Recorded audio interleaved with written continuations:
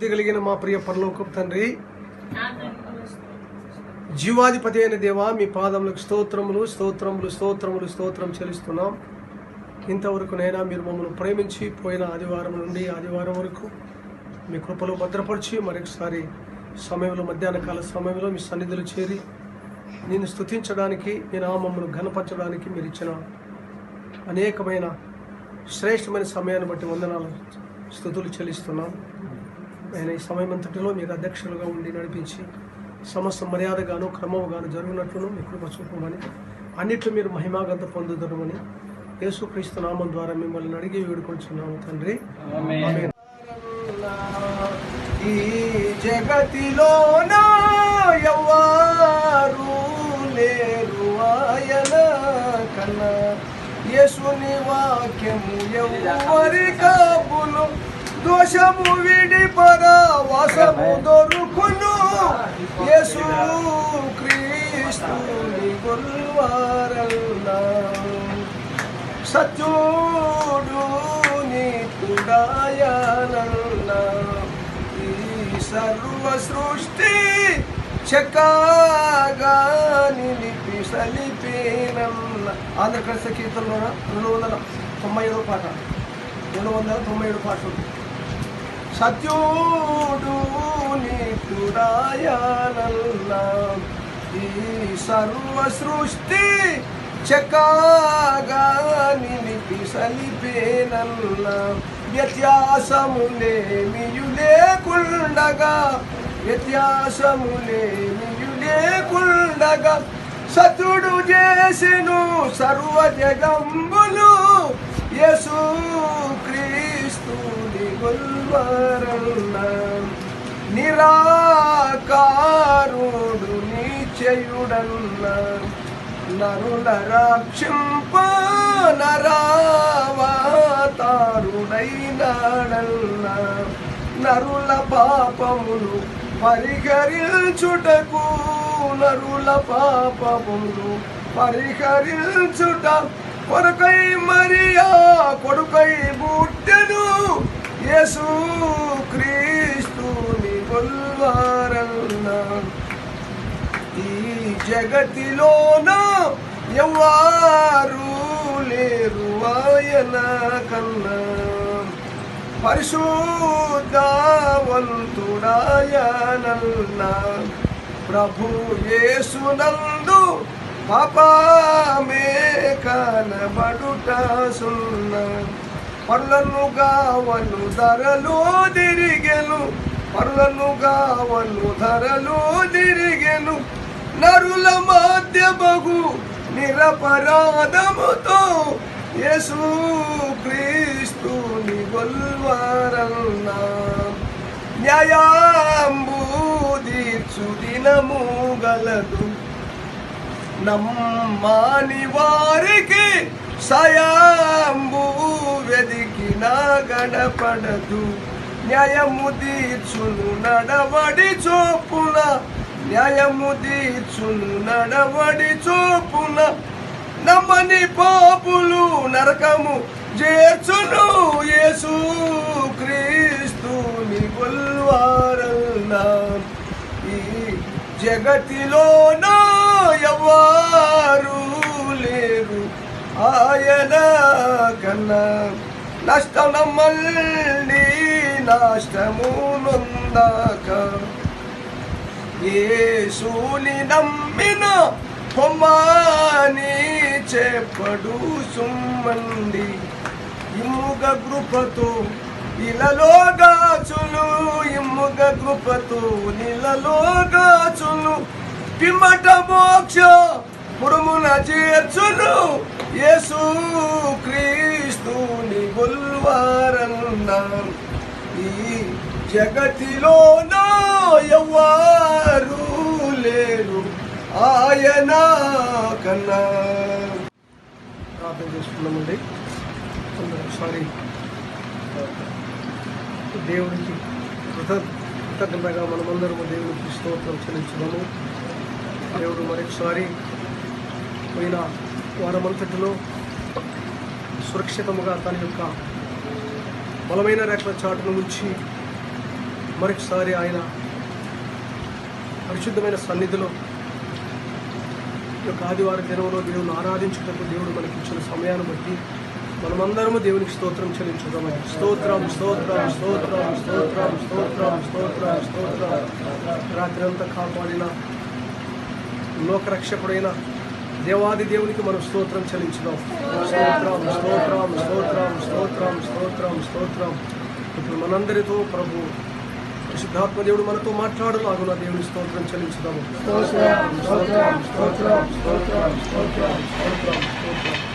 ప్రార్థన చేసుకున్నామండి. జీవాధిపతి అయిన మా పరలోక తండ్రి, మహాగణుడా మీకు వందనాలు, స్తోత్రాలు.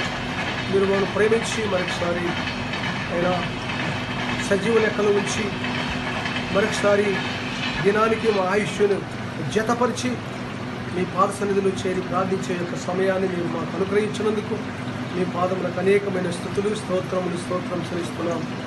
దయగలను మా తండ్రి యొక్క పునరుత్థాన దినములో ఎంతమంది అయితే తండ్రి మీ సన్నిధిలో ఆరాధిస్తున్నారు వారందరితోనైనా మీ ప్రసన్నత నుంచి ప్రతి ఒక్కరికి కావాల్సిన యొక్క వర్తమానాన్ని మాట్లాడమని ప్రార్థిస్తున్నాం. ప్రతి ఒక్కరి ఆత్మను మీరు ఉజ్జీవింపజేయమని ప్రార్థిస్తున్నాం.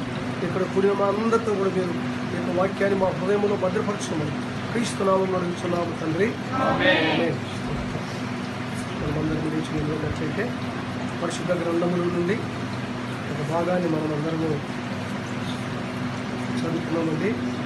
125 కీర్తన 511 528 పేజీ నంబర్లోన 521 పేజీ నంబర్లోన 125 కీర్తన మొదటి నుండి 5 వచనాలు బాగా కొంచెం పలికించవలను, నిదానంగా పలికించవలు కావాలి. 125 యాత్ర కీర్తన.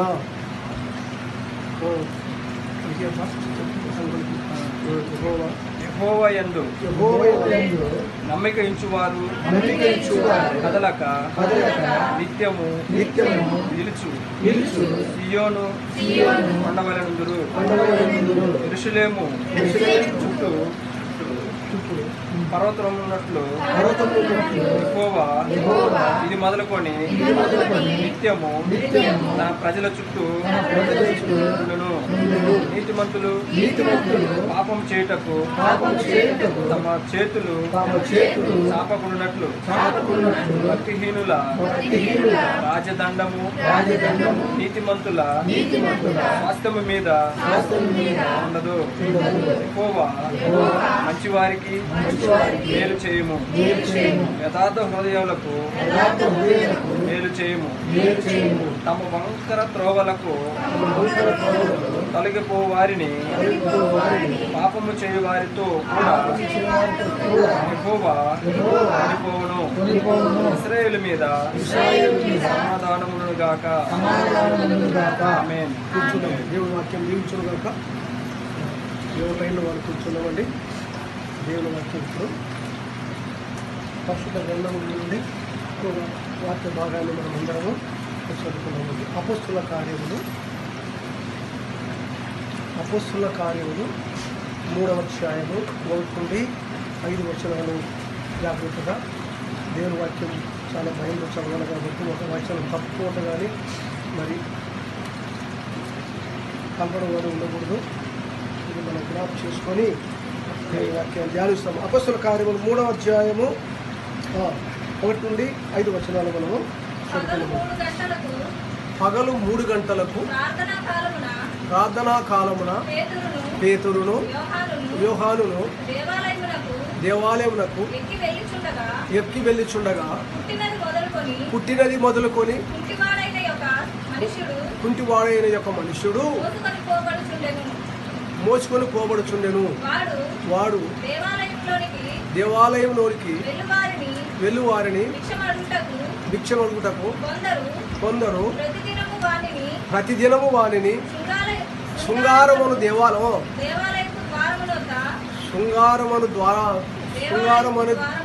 దేవాలయము వద్ద ఉంచుచు వచ్చిరి. పేతురును యోహానును దేవాలయములోనికి ప్రవేశింపబోనప్పుడు వారిని చూచి భిక్షమడుగుగా పేతురును యోహానును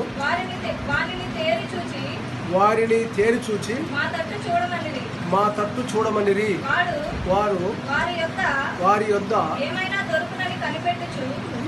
యొద్ద ఏమైనాను కనిపెట్టుచు వారి యందు లక్ష్యం ఉంచను. చాలు, ఇది మనం అనేక సార్లు విని ఉంటాము. ఎందుకంటే సామాన్యంగా అనేకులు అనేక విధాలుగా చెప్తుంటారు.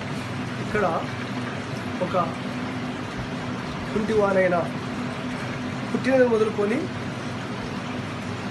పుట్టినప్పుడు నుండి ఆయన తల్లి గర్భంలోనే ఆయన కాదు అని మనం చూస్తున్నాం. పుట్టినది మొదలుకొని ఈయన వయసు ఎంత అంటే 40 సంవత్సరాల పైన ఉంటుంది. ఈయన ప్రతిదినము శృంగారం అనే యొక్క దేవాలయం ఉన్నది అక్కడ. కాబట్టి దేవాలయం దగ్గరికి ప్రతిరోజు ఆ యొక్క కుంటివారిని కొంతమంది మోసుకొని వచ్చి అక్కడికి వెళ్తున్నప్పుడు దేవాలయంలోనికి ప్రార్థనకు వెళ్ళే వారికి అందరికీ బిచ్చం అడిగేవారు. ఇక్కడ ఏమంటే పగలు 3 గంటలని రాయబడింది. ఇప్పుడు యూదుల యొక్క మరి వారి యొక్క నెలల ప్రకారం వారి గంటల ప్రకారంగా 3 గంటలు. మన దేశం భారతదేశం యొక్క కాలమానం ప్రకారం చూసుకుంటే 9 గంటలు. వాళ్ళ గంటలు 3 గంటలప్పుడు వాళ్ళ యొక్క డేట్లు వారి యొక్క మరి నెలలు ప్రత్యేకంగా. కాబట్టి మన భారతదేశ కాలమానం ప్రకారంగా 9 గంటలప్పుడు స్టార్టింగ్ ప్రార్థన ఎక్కడైనా మొదలు పెడతాం, కొంతమంది 10 నుండి 11 గంటల వరకు. కాబట్టి ఇప్పుడు పేతురు యోహానులు అప్పుడున్న ప్రజలకందరికీ వాక్యం చెప్పడానికి వెళ్తున్నప్పుడు మరి అటువంటి వాడు వీళ్ళందరూ దైవసేవకులు కాబట్టి చాలా తెల్లని వస్త్రాలు కట్టుకొని మరి దైవసేవకులు కదా, ఒక మాదిరికరంగా ఉండాలి. కాబట్టి మరి అలా వెళ్తుంటే అందరికంటే వీళ్ళని ఎక్కువ ఈ యొక్క కుంటివాడు ఎక్కువ చూస్తున్నారు. ఎందుకంటే ఎవరైతే ఎక్కువ బాగుంటారో వాళ్ళ దగ్గర ఎక్కువ డబ్బులు ఉంటాయి, ఇస్తారని ఒక ఆశ. కాబట్టి వీళ్ళు కూడా ఆ పేతురు యోహానుల వైపు ఈయన తేరి చూసినాడంట. వీళ్ళ దగ్గర ఏమైనా మాకేమని ఎక్కువ వస్తుంది, ఎక్కువ డబ్బులు వస్తాయేమో అంటే అప్పుడు పేతురు యోహానులు అంటారు వారిని. ఆ కుంటివాడు తేరి చూసినప్పుడు మరి వాళ్ళకి ఆ కుంటివాడికి జవాబిస్తున్నారు. 6వ వచనం. అంతట పేతురు వెండి బంగారములు మా యొద్ద లేవు గాని మాకు కలిగినదే నీకు ఇచ్చుచున్నాము. నజరేయుడైన యేసు క్రీస్తు నామమున నడువుమని చెప్పి వాని కుడి చెయ్యి పట్టుకొని వాడిని లేవనెత్తెను. వెంటనే వాని పాదములను చీలమండలములను బలము పొందెను. ఇక్కడ గమనించిన వాడు దిగ్గున లేచి నిలిచి నడిచెను. నడుచుచు గంతులు వేయచ్చు, దేవుని స్తుతించుచు వారితో కూడా దేవుడు. ఇక్కడ జరిగింది ఏమిటంటే ప్రాముఖ్యమైన విషయం ఏమనంటే పేతురు యోహానులు మా తట్టు చూడమని చెప్తున్నారు. మా తట్టు చూడి, వెండి బంగారం వైపు కాదు. డబ్బులు ఇవి పొద్దుంటవి, రేపు నువ్వు అయిపోకుంటావు. అయితే అటువంటి డబ్బులు ఇవ్వడానికి మేము ఇక్కడ లేము. కానీ మేమిచ్చేది ఒకటే వరము. మా తట్టు చూసినట్లయితే డబ్బుల వైపు కాదు, మా తట్టు చూసినట్లయితే మరి ఒకటి నీకు స్వచ్ఛత కలిగేదేమంటే ప్రభువైన నజరేయుడైన యేసుక్రీస్తు నామమున మాత్రమే మేము స్వస్థత కలిగించడానికి సిద్ధంగా ఉన్నమాట. అందును బట్టే ఇక్కడ గమనించిందేమంటే మా తట్టు చూడమని మాట గమనించాలి. ఏ తట్టు చూసినప్పుడు మరి 40 ఏళ్ళ నుండి నీ యొక్క కుంటివానికి స్వస్థత కలిగింది. ఏ తట్టు చూసినప్పుడు పేతురు యాకోబు పేతురు యోహాను వైపు చూసినప్పుడు మాత్రమే, దేని వైపు చూసినప్పుడు మాత్రమే, వారి యందు విశ్వాసం ఇచ్చినప్పుడు మాత్రమే ఈయనకేం కలిగిందంటే స్వస్థత కలిగను. కాళ్ళలో నుండి చీలమండలం నుండి బలం పొందాను. ఎప్పుడు వచ్చిందంటే యేసుక్రీస్తు యొక్క వాక్యం యేసు ప్రభు వారిలో ఉన్నాడు కనుక. ఎప్పుడైతే పేతురు యొక్క ఆ యొక్క కుంటివాని చేయి పట్టుకున్నాడో అందులో నుండి ఒక శక్తి అనేది, యేసుక్రీస్తు యొక్క శక్తి పేతురులో నుండి కుంటివాడిని ప్రవేశించింది. చూడండి ఎంత అద్భుతంగా. వేరు పిల్లల యొక్క శక్తి అటువంటిది. కాబట్టి ఆయన తట్టు చూసినప్పుడు మాత్రమే కుంటివానికి స్వస్థత. కాబట్టి చాలామంది నాడు ప్రార్థనకు వస్తున్నారు, చాలా సంతోషమే, పాట పాడుతున్నారు. కానీ చాలామంది యేసుక్రీస్తు వైపు ఆయన తట్టు చూడడం లేదు. ఆయన తట్టు చూస్తే నిజంగా నిన్ను ఒక ఉన్నతమైన స్థితిలో ఉంచగలడు. గొప్ప ఒక విశ్వాసిగాను, మరి హానోకు వలె దేవునితో కలిసి నడిచేవాడుగా చేయగలడు. కాబట్టి ఇక్కడ మనం గమనించింది ఏమంటే, ఎప్పుడైతే చేయబట్టుకొని దిగులు ఇచ్చినాడో వాడు అక్కడే ఉండలేదు. తనకున్న ఆ డబ్బులు వేసుకుని యొక్క పైసలు వేసుకునేది ఒక డబ్బు ఉందో లేక ఒక గుడ్డ ఉందో మనకి తెలియదు. కానీ వాడు ఏం చేసినాడంటే ఆ డబ్బును లెక్క చేయలేదు, తాను పరుచుకున్న గుడ్డను లెక్క చేయలేదు. ఎప్పుడైతే దిగ్గున చేయబట్టుకున్న లోపల దిగ్గున లేచి నిలచి నడుచుచు దేవాలయంలో వెళ్ళి స్తుతించుచు దేవునిస్తూ దేవాలయంలోనికి వెళ్ళాను. దేవాలయంలో ఉన్న ప్రజలను ఎవరు చూసిన వాడు కాదు, ద్వారం దగ్గర ఉన్నవాడు మాత్రమే. కాబట్టి యేసయ్యలోని యొక్క శక్తి ఎప్పుడు గమనిస్తామంటే దేవుని వైపు చూసినప్పుడు మాత్రమే ఆ యొక్క శక్తిని, ఆయన యొక్క స్వరూపాన్ని మనము చూడగలం. కాబట్టి ఇప్పుడు ఈ యొక్క శక్తి వచ్చినందువలన దేవుని స్తుతించడానికి వీలు కలిగింది. ఎప్పుడు కలిగింది? తన యొక్క పాత జీవితాన్ని విడిచిపెట్టినప్పుడు, ఆ గుడ్డలను విడిచిపెట్టినప్పుడు, డబ్బులను విడిచిపెట్టినప్పుడు, అటువైపు చూడకుండా యేసయ్య వైపు చూసినప్పుడు మాత్రమే స్వస్థత కలిగింది. మాత్రమే కాదు, ఇక్కడ ఏమైందంట, దేవాలయంలోనికి వెళ్ళుచు దేవుని స్తుతించుచు దేవాలయంలో అందరితో సమానముగా కూర్చుండెను. దేవుడు అందరితో కూర్చుండబెట్టి దేవుడు మాట 118 పెంట కుప్పల మీద నుండి దేవుడు పైకెత్తువాడు. దరిద్రులను పెంట కుప్పల మీద నుండి దేవుడు పైకెత్తేవాడు. కాబట్టి పెంట కుప్పల నుండి దీనుల పాట రేయి పగులని పాట అక్కడ ఎంత చక్కగా పాట కదా. కాబట్టి మనం పెంట కుప్పల మీద నుండి దరిద్రులను లేవనెత్తే దేవుడి యేసుక్రీస్తువాడు. ఇప్పుడు చెప్తానంటే ఆయన తట్టు నిలిచినప్పుడు. ఇంకొక సందర్భాన్ని మీకు ముందు పెడతాను. ఏమిటంటే మత్తయి సువార్త 14:28 ఒక చక్కని మాట రాయబడింది. అక్కడ ఏమి రాయబడిందంటే,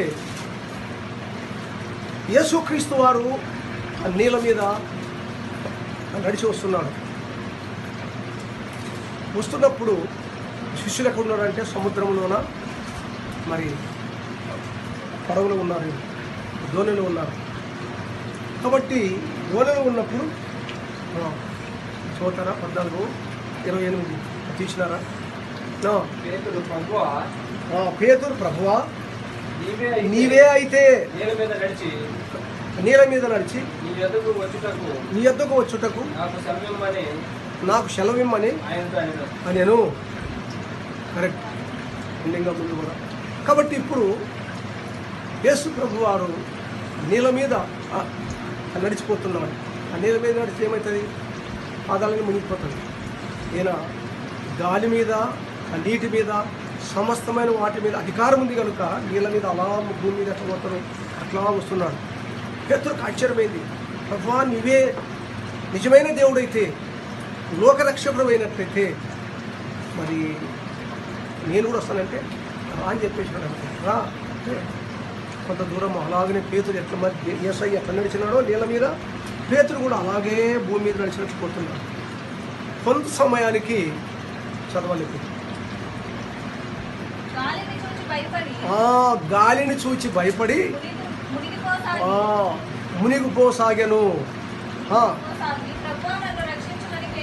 ప్రభువా నన్ను రక్షించుమని కేకలు వేశాను. వెంటనే యేసు చేయి చాపి అతను పట్టుకొని, అల్ప విశ్వాసి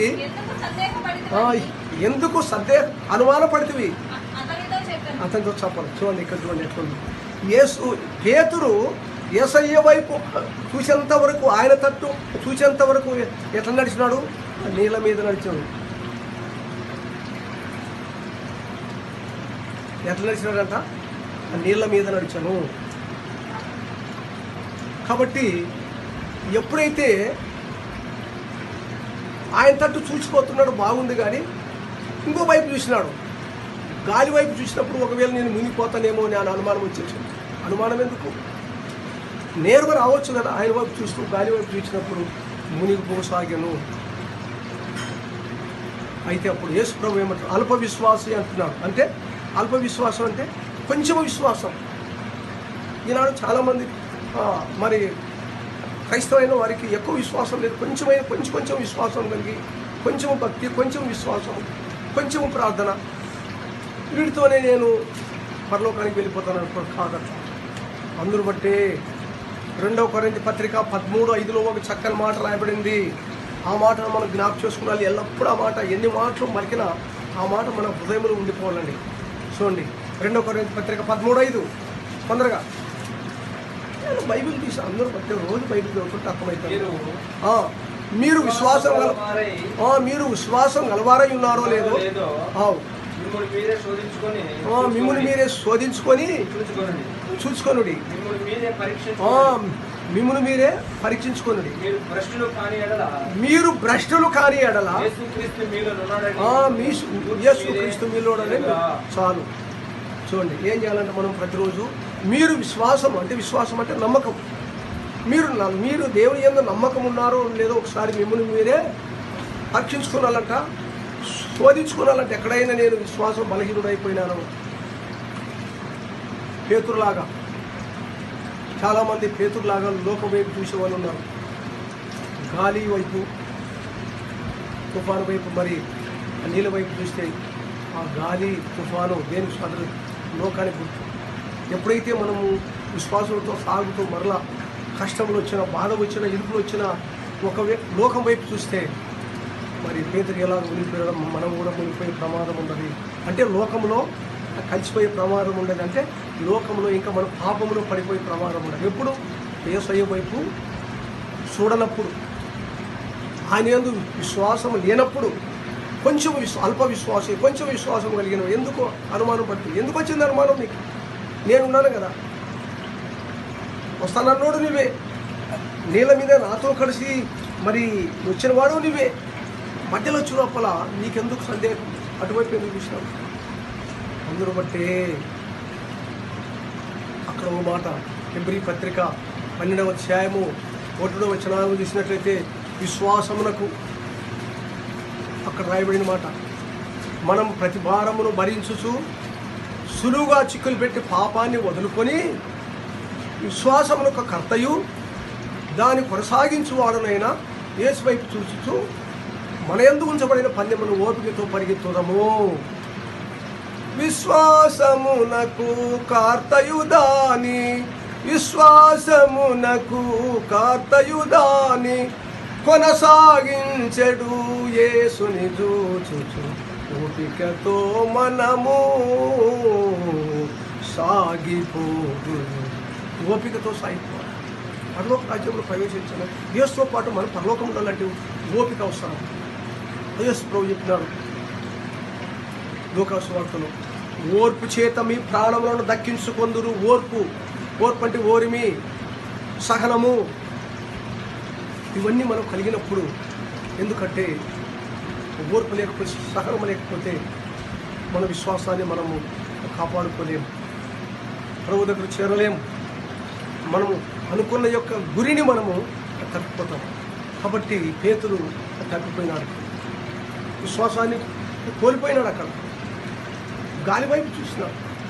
యేసయ్య ఉన్నప్పుడు గాలితో నీకు అవసరమా? కాబట్టి ఈనాడు చాలామంది మరి యేసయ్య వైపు చూడడం లేదు. ప్రార్థన ఉన్నంత వరకే ప్రార్థన, మరలా బయటకు వచ్చిన తర్వాత లోకములు ఉన్నదంతా మనమే. ఎన్ని మరి క్రీస్తు నమ్మని వారు ఎన్ని సీరియల్ చూస్తారో, మనోళ్ళు కూడా అన్ని సీరియల్ చూసడానికి సిద్ధమే. వాళ్ళకంటే మనమే ఎక్కువ కాదు. వాళ్ళకి ఎన్ని అలవాట్లు ఉండో మనకు కూడా అదే అలవాటు. వాళ్ళు చూసి ఇంకోటి గమనించండి, వాళ్ళు చూసి మనం చూసి వాళ్ళకంటే మనం ఎక్కువేమైంది. వాళ్ళు అబద్ధాలు చెప్పి మనం అబ్బాయి వాళ్ళకంటే. అందరూ బట్టే యేసయ్య చెప్పినాడు. ఎక్కడది? మత్తయి సువార్త 5వ అధ్యాయము 20వ వచనమా లేక 16వ వచనమా? అక్కడ చూడండి, ఒక మాట రాయబడింది 5:16. తొందరగా అక్కడ పెట్టె లోపల బైబిల్ చేయి పెట్టారు. ఏమమ్మా? కాదు, 16ేనా? 20.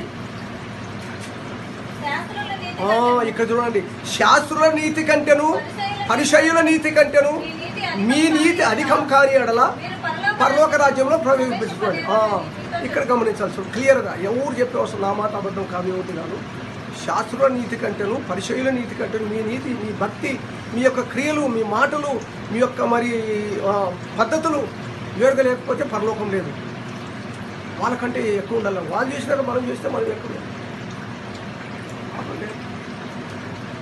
ఏం లాభం. మనకి వాళ్ళకి తేడా ఉండదు చెప్పండి. వాళ్ళు మరి వికారమైన మాట్లాడి మనం అలాగే మాట్లాడుతాం, వాళ్ళు సీరియల్ ఇష్టమైనట్టు చూసాం, మనం చూస్తాం. వాళ్ళకంటే మనం ఎక్కువేమి. ప్రార్థనకి వచ్చినా ఒకటే, రాకపోయినా చేసిన దాంట్లో ప్రయోజనం లేదు.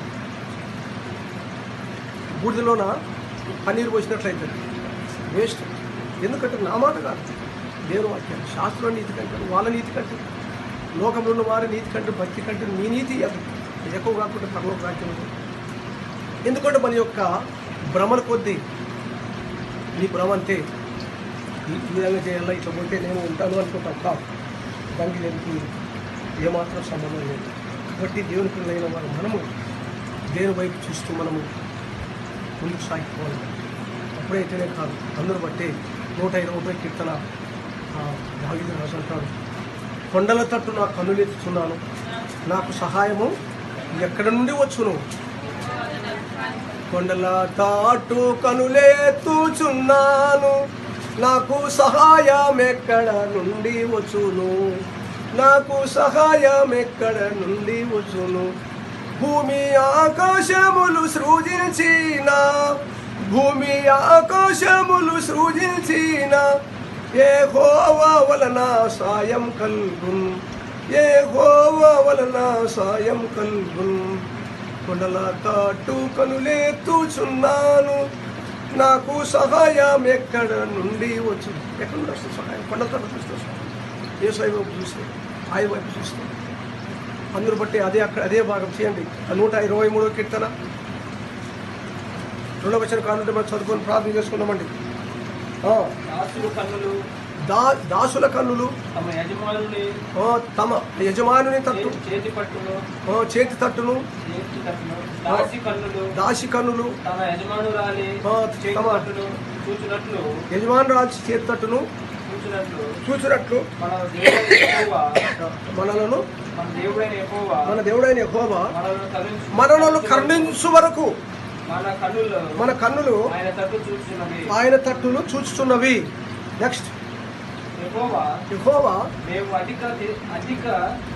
మేము చాలా అంతవరకు చాలు.